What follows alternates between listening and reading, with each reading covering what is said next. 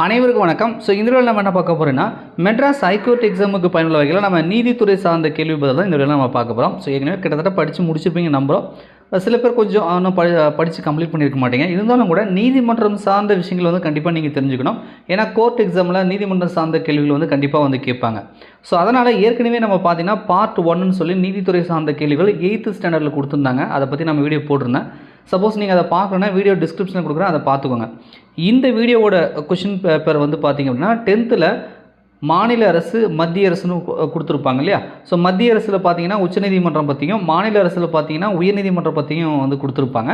So அதுலேருந்து கேட்கப்பட்ட கேள்விகள் வந்து இந்த வீடியோவில் நான் தொகுத்து கொடுத்துருக்கேன். இப்போ நீங்கள் பார்க்கக்கூடிய இந்த கொஷின் பேப்பருக்கான பிடிஎஃப் லிங்க் இந்த வீடியோவோட டிஸ்கிரிப்ஷனில் அட்டாச் பண்ணியிருக்கேன்.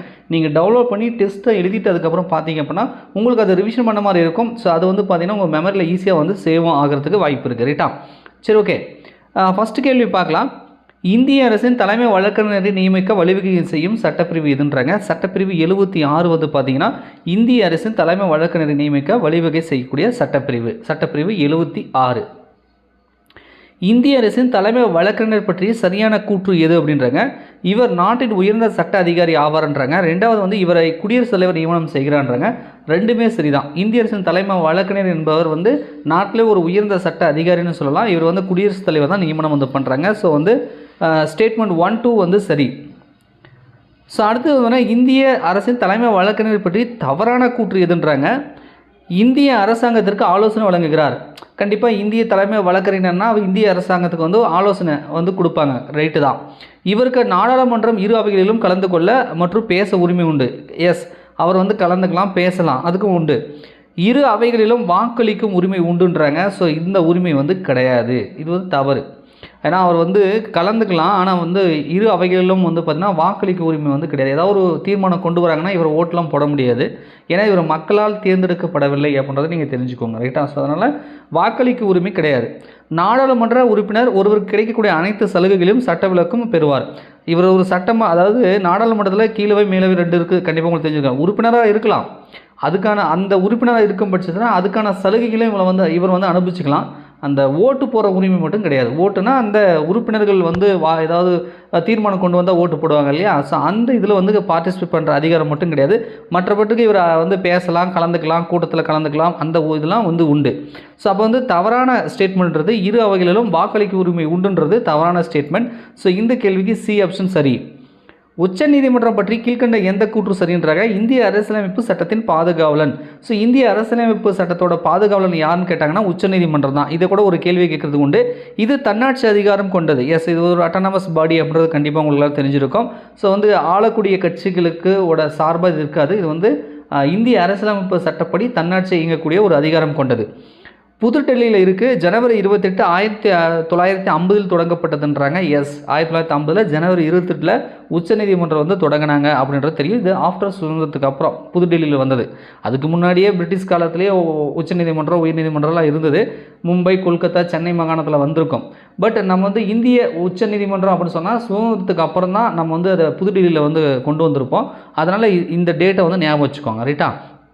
சரி, இப்போ சொன்னது உச்சநீதிமன்றம் சார்ந்து இவங்க சொன்ன 3 ஸ்டேட்மெண்ட்டுமே சரின்றதுனால 1, 2, 3 சரி. அதாவது பி ஆப்ஷன்.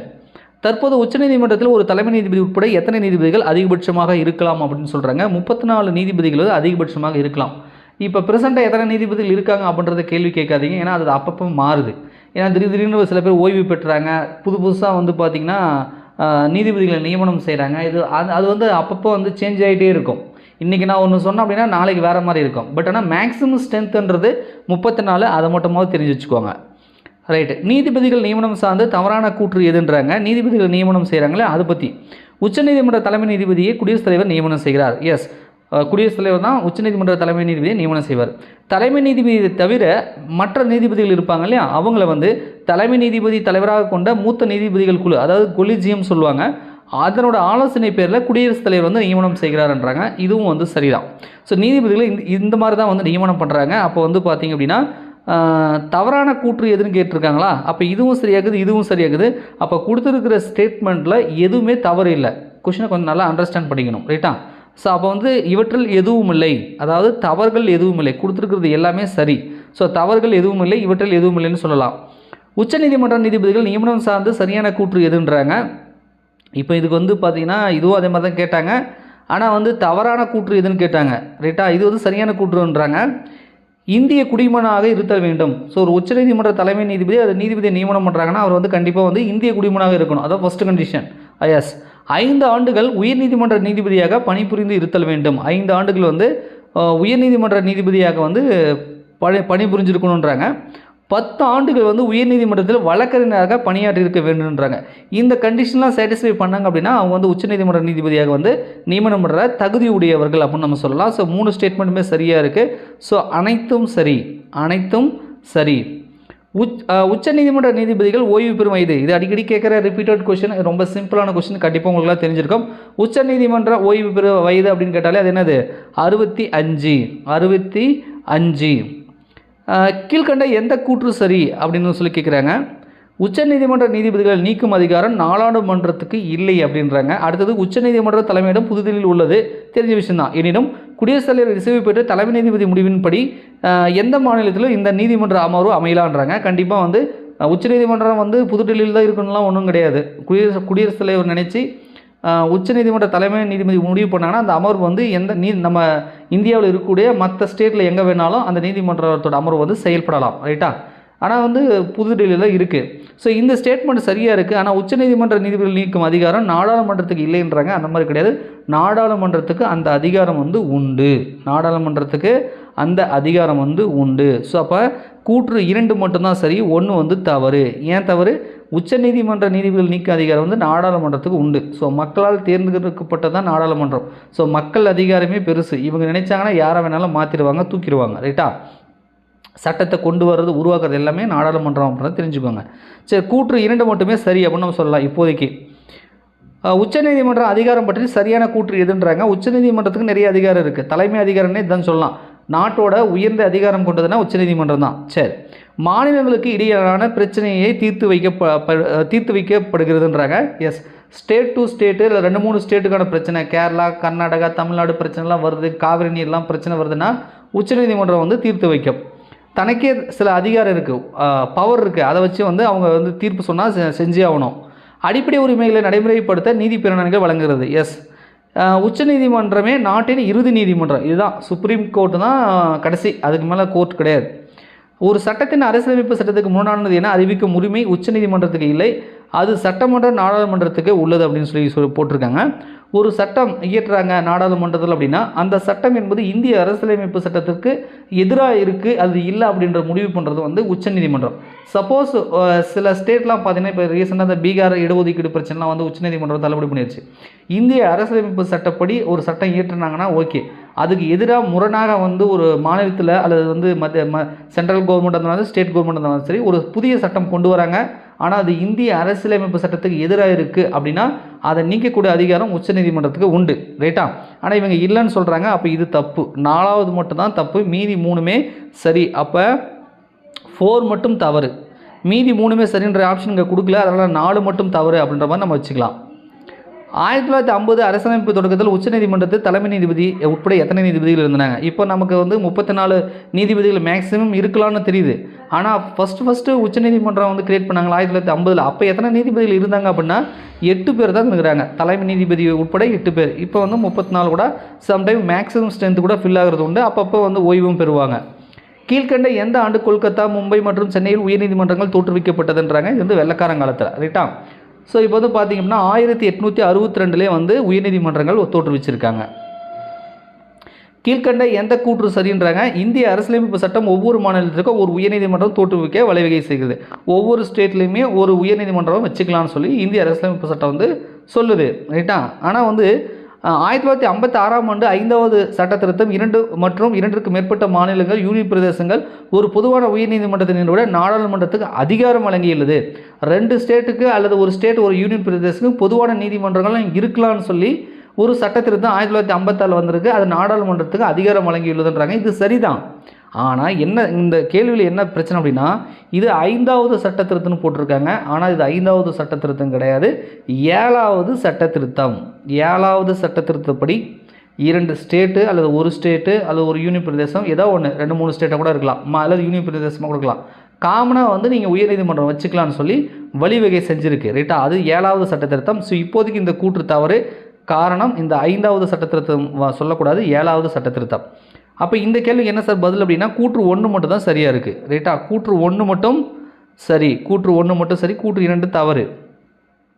இப்போ பொதுவான நீதிமன்றங்கள் இருக்குதுன்னு சொன்னோம் இல்லையா, அது எங்கே இருக்குதுன்னு தெரிஞ்சு வச்சுக்கோங்க. சம்டைம் கேட்குறது உண்டு. பஞ்சாப், ஹரியானா மற்றும் யூனியன் பிரதேசமான சண்டிகர் இருக்கு இல்லையா, பஞ்சாப் ஹரியானாவுக்கும் சேர்த்து சண்டிகருக்கும் சேர்த்து பார்த்தீங்கன்னா சண்டிகரில் உள்ள உயர்நீதிமன்றமே பொது நீதிமன்றம். ஒரு நீதிமன்றம் பொது நீதிமன்றமாக இந்த 3த்துக்கும் சேர்த்து ஒன்று இருக்குது. இதே மாதிரி கவுகாத்தில் உள்ள உயர்நீதிமன்றமே வடகிழக்கு மாநிலங்களான அஸ்ஸாம், நாகாலாந்து, மிசோரம், அருணாச்சல பிரதேசம் ஆகியவற்றுக்கு பொதுவான நீதிமன்றங்கள் இருக்குது. ஸோ இதுக்கெல்லாம் பார்த்தீங்கன்னா தனித்தனி நீதிமன்றம் கிடையாது. இந்த 4த்துக்கும் சேர்த்து ஒரு நீதிமன்றம் கவுகாத்தில் இருக்குது. இதுக்கு ஒன்று, அதாவது பஞ்சாப், ஹரியானா, சண்டிகருக்கு ஒன்று. அப்போ பொதுவான நீதிமன்றங்கள் இதுக்கெல்லாம் இருக்குது. இந்த பேரை ஞாபகம் வச்சுக்கோங்க. இதை வந்து பொறுத்துக்கலை அல்லது வேறு எங்கேயாவது தவறான இணை ஜோடி அந்த மாதிரி சம்டைம் எதா வேணாலும் கேட்பாங்க. பொதுவான நீதிமன்றங்கள் எதுக்கு இருக்குதுன்னு கேட்பாங்க. அப்போ வந்து நீங்கள் கண்டுபிடிக்கணும். பஞ்சாப், ஹரியானா, சண்டிகருக்கு சேர்த்து ஒரு நீதிமன்றம் இருக்குது, சண்டிகரில் இருக்குது. அதே மாதிரி கவுகாத்தில் அஸ்ஸாம், நாகாலாந்து, மிசோரம், அருணாச்சல பிரதேசத்துக்கு சேர்த்து அதுக்கு ஒரு நீதிமன்றம் இருக்குது. இதை தெரிஞ்சு வச்சுக்கோங்க. ரைட்டா? இப்போ 2 கூற்றுமே சரியாக தான் இருக்குது. ஸோ வந்து கூற்று 1, 2 சரி. இந்தியாவில் தற்போது எத்தனை உயர்நீதிமன்றங்கள் உள்ளதுன்றாங்க. இதுக்கு முன்னாடி வீடியோவில் நான் கேட்டிருந்தேன்னு நினைக்கிறேன், நீங்கள் பார்த்துருப்பீங்க. ஸோ 25 உயர்நீதிமன்றங்கள் இந்தியாவில் தற்போது உள்ளன. கீழ்கண்ட எந்த கூற்று சரி அப்படின்னு சொல்லி வந்து கேட்குறாங்க. ஸோ இதுக்கு வந்து பார்க்கலாம்.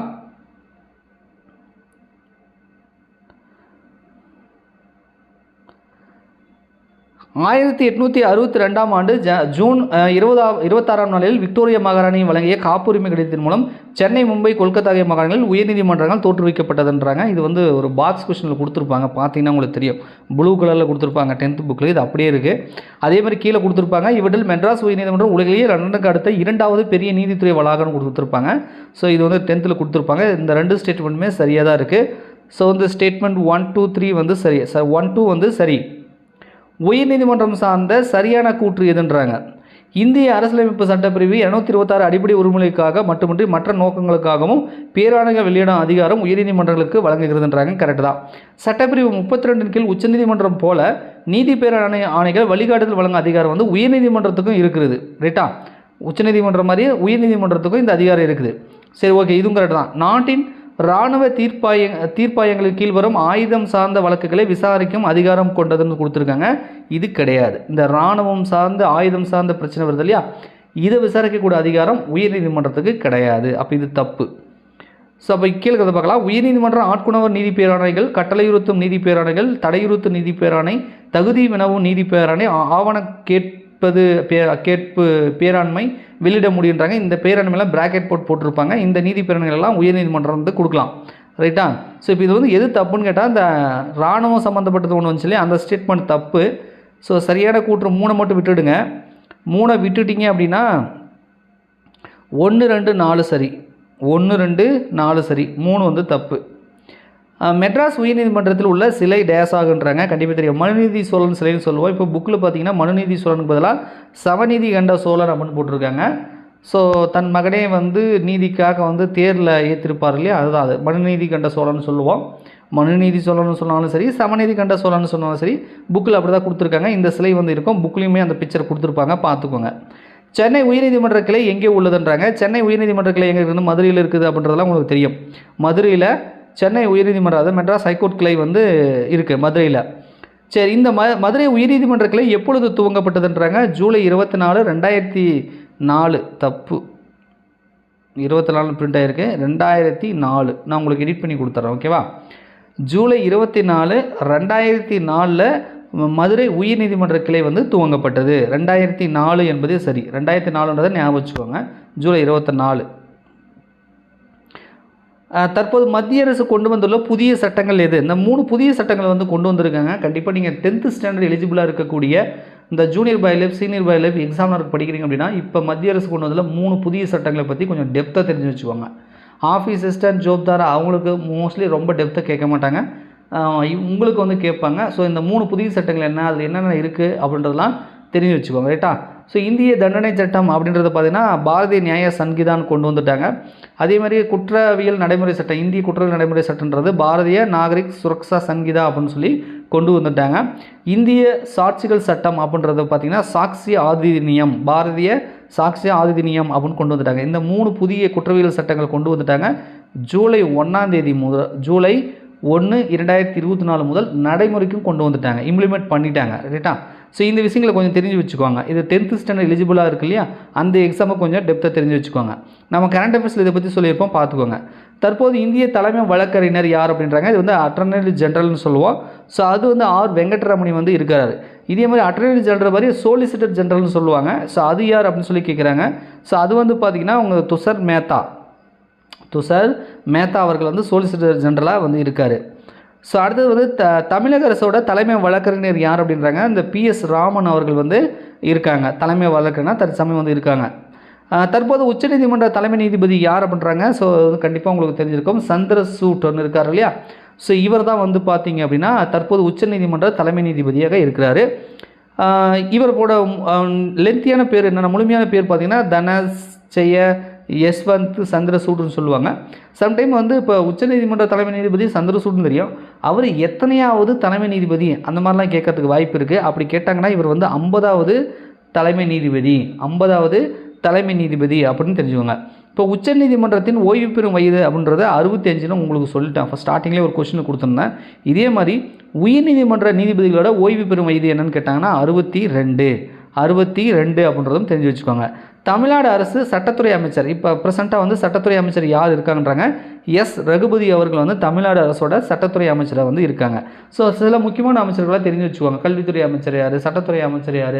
ஸோ சில அமைச்சர்கள் பற்றி கூட கேட்கறது வாய்ப்பு இருக்குது. ஏன் தமிழ்நாடோட முதலமைச்சர் யார், மு.க. ஸ்டாலின் சொல்லி கூட 2021 கொஸ்டின் கேட்டாங்க. அப்போ வந்து புதுசாக அப்போ தான் எலெக்ஷன் முடிஞ்சு வந்துச்சு இல்லையா, அதை கூட கேட்குறாங்க. ஸோ தமிழகத்தின் முதலமைச்சர் மு.க. ஸ்டாலின்றது ஒரு சிம்பிளான கேள்வியாக இருக்கலாம், ஆனால் மெட்ராஸ் ஹைகோர்ட் எக்ஸாமில் அதையும் கேட்பாங்க. ஸோ அதனால் இப்போ இருக்கக்கூடிய முதலமைச்சர் யார், முக்கியமான அமைச்சர்கள் யார், ஆளுநர் யார், உயர்நீதிமன்ற தலைமை நீதிபதி யார், பக்கத்தில் இருக்கக்கூடிய ஸ்டேட்டுக்கெல்லாம் யார் ஆளுநராக இருக்காங்க, முதலமைச்சராக இருக்காங்க. அதே மாதிரி நம்ம தமிழகத்துலேருந்து வேறு எங்கேயாவது போயிட்டு வந்து ஆளுநராக இருப்பாங்க இல்லையா. ஸோ அந்த மாதிரி யாரெல்லாம் இருக்காங்க, அந்த மாதிரிலாம் கொஞ்சம் தெரிஞ்சு வச்சுக்கோங்க. ரைட்டா? சரி, சட்டத்துறை அமைச்சர் யார், எஸ் ரகுபதி. ஓகே, தற்போது சென்னை உயர்நீதிமன்ற தலைமை நீதிபதி யார்? இந்த கேள்விக்கான விடை தான் சில பிரச்சனைகள் இருக்குது, நான் சொல்கிறேன். சில பேர் கமெண்ட்ஸில் வந்து கேட்டாங்க, சார் அந்த கோர்ட் ரிலேட்டடாக வீடியோ போடுங்க சார்னு கமெண்ட்ஸில் நிறைய பேர் கேட்டுருந்தாங்க. அதில் வந்து இந்த மாதிரி வந்து இப்போ உயர்நீதிமன்றத்துக்கு யார் சார் வந்து ஜட்ஜாக இருக்காங்க, சீஃப் ஜட்ஜாக இருக்காங்க, அதாவது தலைமை நீதிபதி இருக்காங்கன்னு சொல்லி கேட்டிருந்தாங்க.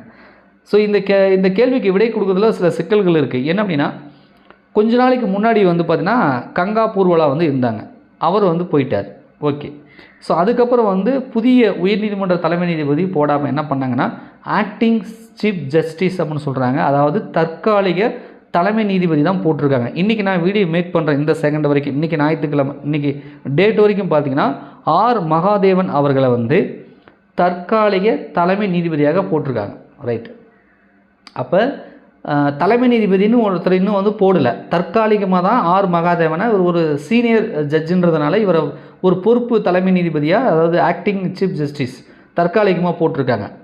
நேற்று அல்லது முந்தா நேற்று மீடியாக்களில் ஒரு செய்தி வந்தது, இது மாதிரி நீதிபதிகளை நியமனம் பண்ணுறது இந்த கொலிஜியம் வந்து பரிந்துரை செய்து இல்லையா, அந்த கொலிஜியம் வந்து KR ஸ்ரீராம் அவர்களை வந்து சென்னை உயர்நீதிமன்றத்துக்கு தலைமை நீதிபதியாக நியமனம் செய்வதற்கு பரிந்துரை செய்துள்ளது. நல்லா ஞாபகம் வச்சுக்கோங்க, பரிந்துரை செய்துள்ளது. இன்னும் வந்து பொறுப்பு ஏற்றுக்கல, இன்னும் வந்து பதவி ஏற்றுக்கணும் இல்லையா, பதவி பெருமானம் வந்து பதவி ஏற்றுக்கணும், இன்னும் பதவி ஏற்றுக்கல. இப்போ நம்ம மெட்ராஸ் ஹைகோர்ட் எக்ஸாமை கொஷின் பிரிண்டிங் எப்போ பண்ணுறாங்கன்னு நமக்கு தெரியாது. ஒருவேளை அவர் பதவி ஏற்றதுக்கப்புறம் இவங்க கொஷின் எடுத்தாங்க அப்படின்னா, இதுக்கப்புறம் சப்போஸ் வந்து KR ஸ்ரீராம் வந்து பதவி ஏற்றுக்கிட்டார் அப்படின்னா இவர் பேருக்கு போடலாம்.